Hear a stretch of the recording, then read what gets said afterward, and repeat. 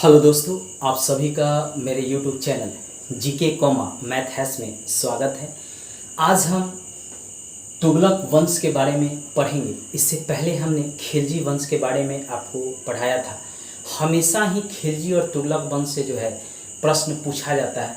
खास कर खिलजी वंश से अलाउद्दीन खिलजी से संबंधित और तुगलक वंश से मोहम्मद बिन तुगलक से संबंधित प्रश्न बार बार पूछे जाते हैं एग्जाम में। इसीलिए यह हमारे लिए बहुत इम्पोर्टेंट है। इस वीडियो को आप लास्ट तक जरूर देखिएगा। हाँ, बीपीएससी का फॉर्म आ गया है, 66वीं बीपीएससी का 500 से ऊपर पद हैं। आप उस फॉर्म को जरूर भरिए। बिहार दरोगा का फॉर्म भरा रहा है, उसे भी भरिए। दोनों का जो पीटी का सिलेबस है लगभग सेम है। बीपीएससी में इस बार कोई चेंज नहीं हुआ है। हो सकता है कि नेक्स्ट जो बीपीएससी का फॉर्म है उसमें ज़रूर चेंज देखने को मिलेगा। इसीलिए कोशिश कीजिए कि इस बार ही आप सफल हो जाएं। गियासुद्दीन तुगलक खुसरो खां को 1320 में इसने हराया। उस समय इसका नाम गाजी मलिक या तुगलक गाजी था और यह दिल्ली की गद्दी पर जब बैठा तब इसने अपना नाम गियासुद्दीन तुगलक रख लिया। हमेशा प्रश्न कंफ्यूज कराता है कि जब खुसरो खां को इसने हराया उस समय गियासुद्दीन तुगलक का नाम क्या था, तो याद रखिएगा गाजी मलिक के नाम से जाना जाता था या तुगलक गाजी के नाम से जाना जाता था। जब यह दिल्ली की गद्दी पर बैठा तब इसने गियासुद्दीन तुगलक नाम रख लिया। इसने अमीरों की भूमि को लौटा दिया। अमीरों की भूमि का अर्थ है कि जो अलाउद्दीन खिलजी के समय जो अमीर के भूमि थे उसको ले लिया था अलाउद्दीन खिलजी और उसको अपने अंतर्गत लेकर उस पर कर निर्धारित किया था। जो वक्फ और इनाम की भूमि थी अमीरों को दिया गया था, उस पर कर पहले नहीं था, लेकिन अलाउद्दीन खिलजी ने उसे वापस फिर से लेकर उस पर कर निर्धारित किया, राज्य की वह संपत्ति घोषित किया।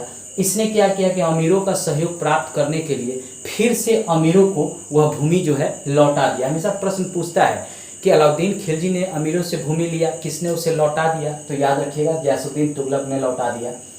सिंचाई के लिए इसने कुएं और नहरों का निर्माण कराया। चूँकि उस समय आय का दो ही जरिया था, एक था कृषि कर और दूसरा था व्यापार कर। उस समय वही आय का स्रोत था। उस समय सेवा कर होता नहीं था, जैसे वर्तमान में अभी 3 है, कृषि, व्यापार और सेवा कर। तो उस समय जो था 2 ही था। तो सिंचाई का व्यवस्था इसलिए किया ताकि ज़्यादा से ज़्यादा फसल जो है हो, उससे किसान जो है ज़्यादा से ज़्यादा राज्य को कर दे सके। इसीलिए कुएं और नहरों का निर्माण कराया। प्रश्न पूछता है कि सबसे पहले सल्तनत काल में किसने कुएं और नहरों का निर्माण कराया था। उस समय फिरोज शाह तुगलक और गियासुद्दीन तुगलक दोनों देता है, तो याद रखिएगा सबसे पहले गियासुद्दीन तुगलक ने निर्माण कराया था। इसने एक नया नगर भी बसाया, तुगलकाबाद। यह याद रखिएगा कि इसने एक नया नगर बसाया था, तुगलकाबाद, और इस नगर में एक दुर्ग का निर्माण कराया था जिसे 56 फुट के नाम से जाना जाता है और यह जो था रोमन शैली पर आधारित था, यह भी याद रखिएगा। इसकी मृत्यु जो है 1325 ईस्वी में हो गई थी। जब यह बंगाल के अभियान से लौट रहा था तो जौना खां जो इसका भतीजा था, इसने इसके स्वागत के लिए एक लकड़ी का महल का निर्माण कराया था। इसी महल का दरबार जो है इसके ऊपर गिर गया। इस महल में ये बैठा हुआ था तो ये लकड़ी का महल इसके ऊपर ही गिर गया और इसी में दबकर इसकी मृत्यु हो गई। बहुत इतिहासकार कहते हैं कि जौना खां के द्वारा यह साजिश किया गया था गियासुद्दीन तुगलक को मारने का। बहुत इतिहासकार यह कहते हैं कि यह अपने आप गिर गया था। यह इतिहासकारों का अपना मत है। प्रश्न में हमेशा यह पूछता है कि कहाँ के अभियान से लौटा था और वह जो महल था किस चीज़ का था, तो लकड़ी का था। बंगाल अभियान से लौटा था, उसी में दबकर इसकी मृत्यु हो गई थी। अब जो है जूना जो खां था, इसको जौना खां भी कहते हैं, जूना खां भी कहते हैं, इसने मोहम्मद बिन तुगलक के नाम से अपना नया नाम रखा और दिल्ली की गद्दी पर बैठा। इसे स्वप्नशील, पागल और रक्त पिपासु कहा जाता है। इसलिए कहा जाता है कि यह अगर कोई अभियान के बारे में सोचता था या इसके मन में कोई नई योजना आता था तो यह तुरंत लागू कर देता था। उसके बारे में नहीं सोचता था कि इससे उसे हानि होगा या लाभ होगा। पागल इसलिए कहा जाता था कि इसने दिल्ली से अपनी राजधानी परिवर्तित करके दौलताबाद ले गया, जिसमें दिल्ली से जाते समय हजारों लोगों की रास्ते में मृत्यु हो गई थी। तो इसीलिए इसको पागल कहा गया है, क्योंकि यह एक सनक इसके भीतर भरा होता था। अगर यह योजना चलाने के बारे में सोच लेता था तो इसे यह लागू कर देता था। रक्त पिपासु कहा जाता था कि अगर इसका कोई विरोध करता था तो इसे वह जिंदा नहीं छोड़ता था बल्कि उसको मार देता था। अमीर एक कोही विभाग की इसने स्थापना किया था। कृषि के विकास के लिए किया गया था। मैंने पहले ही बताया कि राज्य का आय का स्रोत क्या था, एक कृषि था, एक व्यापार था। तो इसने भी क्या किया कि कृषि के विकास के लिए अमीर कोहिन एक नया विभाग का निर्माण किया। हमेशा प्रश्न पूछता है कि अमीर कोहिन विभाग किसने बनाया था, तो याद रखिएगा मोहम्मद बिन तुगलक ने। खासकर बीपीएससी, बिहार दरोगा, यूपी पीसीएस में तो कई बार पूछा गया है। राजधानी जो है इसने दिल्ली से देवगिरी ले गया और इसी देवगिरी का नाम जो है दौलताबाद रखा। देवगिरी इसलिए ले गया क्योंकि यहाँ पे दिल्ली था, तो यहाँ से यहाँ शासन जो दक्षिण में शासन करने में कठिनाई हो रही थी। और ये सभी जो क्षेत्र था वो दिल्ली सल्तनत के अंतर्गत था। इधर पाकिस्तान का भी क्षेत्र था, कुछ अफगानिस्तान का भी क्षेत्र था। तो यहाँ था दौलताबाद, देवगिरी। तो इस पर अधिकार करने के लिए और ये क्षेत्रों पर शासन जो है सुदृढ़ रहे, इसके लिए ही इसने राजधानी परिवर्तित किया था और इस देवगिरी का नाम ही दौलताबाद इसने रख दिया था। हमेशा प्रश्न पूछता है कि दौलताबाद किसका नाम परिवर्तित करके रखा गया था, तो देवगिरी। अभी वर्तमान में आप देखिए कि यूपी के जो मुख्यमंत्री है योगी आदित्यनाथ, जो भी पुराने पहले नाम है उन सभी नामों को चेंज कर रहा है। उस समय भी यह नाम चेंज होता था, मतलब प्राचीन समय में भी होता था, मध्यकालीन में भी होता था, आधुनिक समय में भी देखेंगे नाम चेंज होता था और वर्तमान में भी आप देख ही रहे हैं कि कई नाम चेंज किए गए हैं। सांकेतिक मुद्रा, इसने सांकेतिक मुद्रा भी चलाया। किसने? मोहम्मद बिन तुगलक ने। और यह सांकेतिक मुद्रा था, फरिश्ता कहता है कि कासा का चलाया था और बर्नी कहता है कि तांबा का चलाया था। दोनों का अपना अलग अलग मत है। कभी कभी पूछता है कि किसने कासा का चलाया था यह कहा है, तो फरिश्ता कहा है, इतिहासकार है। बर्नी जो है तांबा का कहा है। इसका जो मूल था वह चांदी के टंका के समान था। जो चांदी का टंका था उसको इल्तुतमिश ने जारी किया था, तो उसके मूल के बराबर इसका मूल निर्धारित किया गया। लेकिन क्या हुआ कि तांबा का और कासा का जो ये सिक्का लाया गया था चांदी के टंका के बराबर, तो लोग अपने घरों में ही सिक्का को बनाने लगे और इससे जो है सामान खरीदते थे, जिससे व्यापारियों को काफ़ी घाटा होने लगा और व्यापारियों ने बाद में इस सिक्के को लेने से मना कर दिया, जिससे एक अव्यवस्था फैल गई। जैसे वर्तमान समय में प्रधानमंत्री मोदी के द्वारा 2000 के सिक्के जारी किए गए, पुराने 500 को बदलकर नए 500 लाए गए, 10, 20, 50 के भी नए नोट जारी किए गए।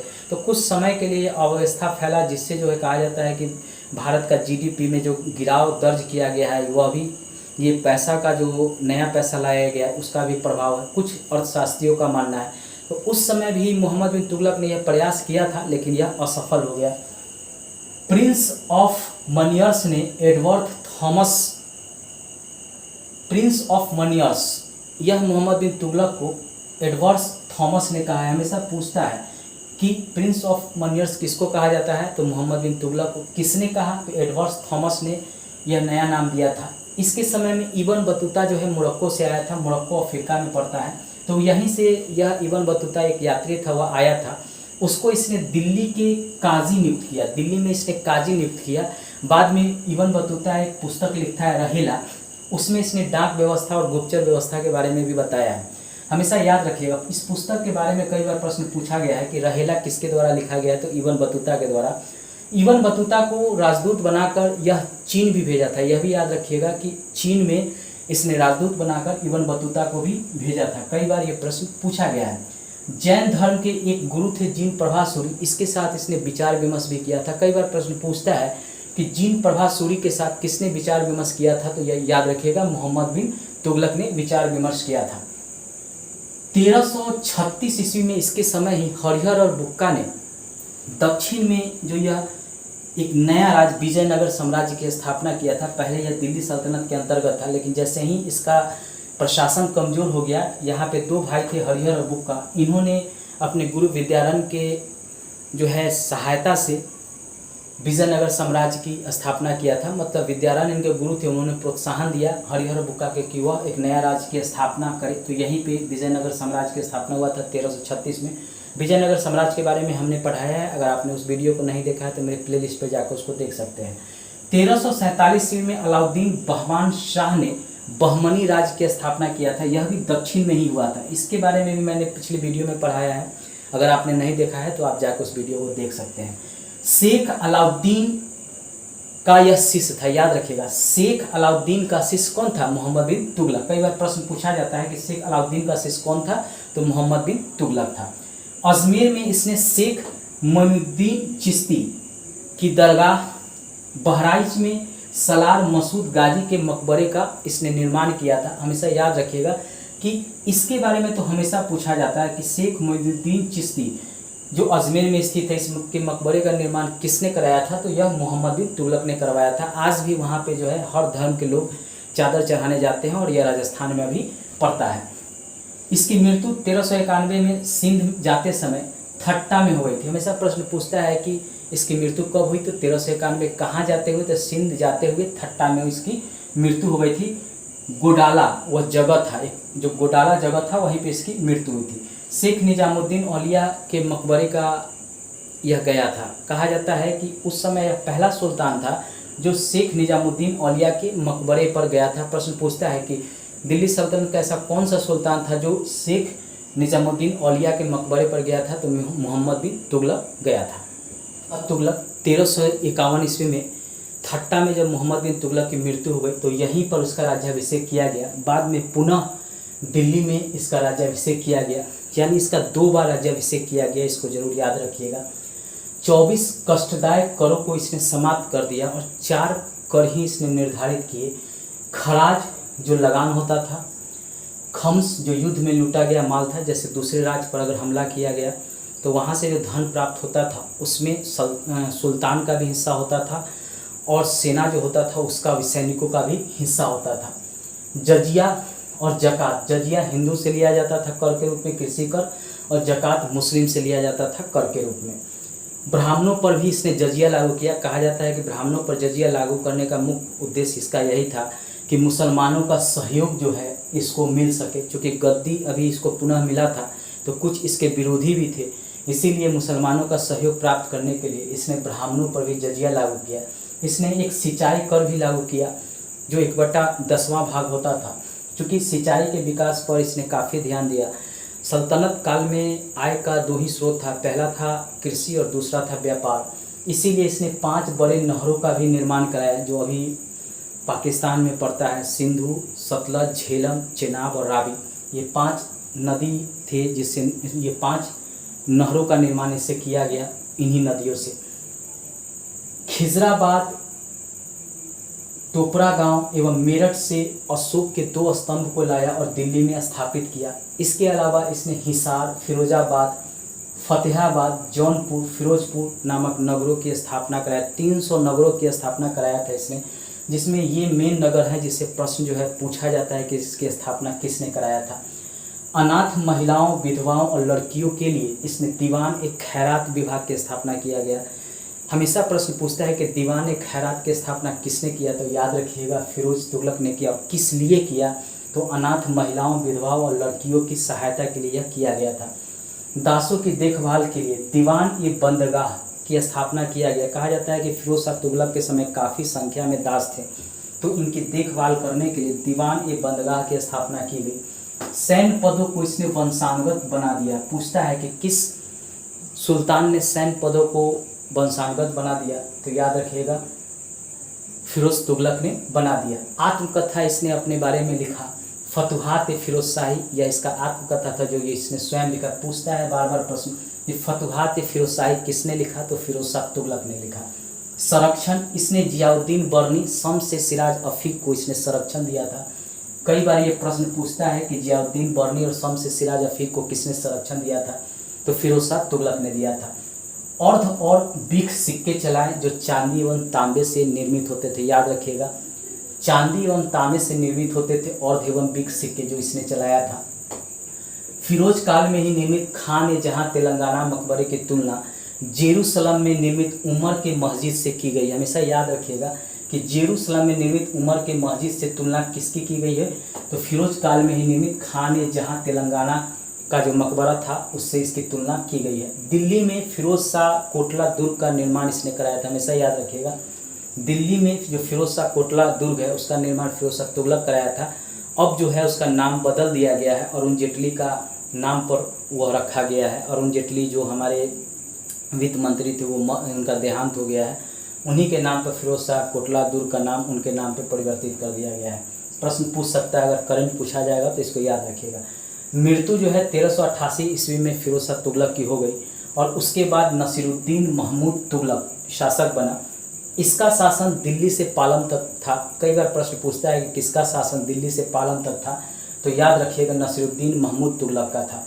इसका शासन दिल्ली से पालम तक था। इसके समय में 1398 ईस्वी में तैमूर लंग ने आक्रमण किया था। हमेशा प्रश्न पूछता है कि तैमूर लंग किसके समय में आक्रमण किया था, तो याद रखिएगा नसीरुद्दीन महमूद तुगलक के समय किया था।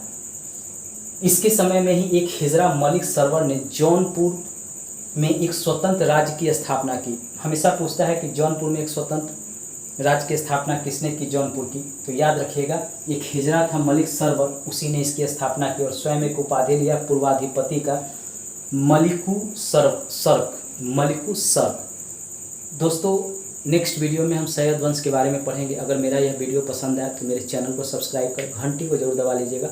दोस्तों को भी शेयर कीजिएगा, फेसबुक, व्हाट्सएप, इंस्टाग्राम पर भी इसे शेयर कीजिएगा। लास्ट में यही कहेंगे कि 66वीं बीपीएससी का फॉर्म आ गया है, बिहार दरोगा का फॉर्म भरा चुका है, यूपी पीसीएस का भी फॉर्म आने वाला है, कई एग्जाम के फॉर्म आएंगे, एसएससी बैंकिंग रेलवे का भी फॉर्म आने वाला है, बैंकिंग का कई फॉर्म आया भी है, रेलवे का एग्ज़ाम होने वाला है। आप मेरे वीडियो को देखिए, इससे प्रश्न जो है वहाँ पे ज़रूर पूछे जाएंगे। धन्यवाद दोस्तों।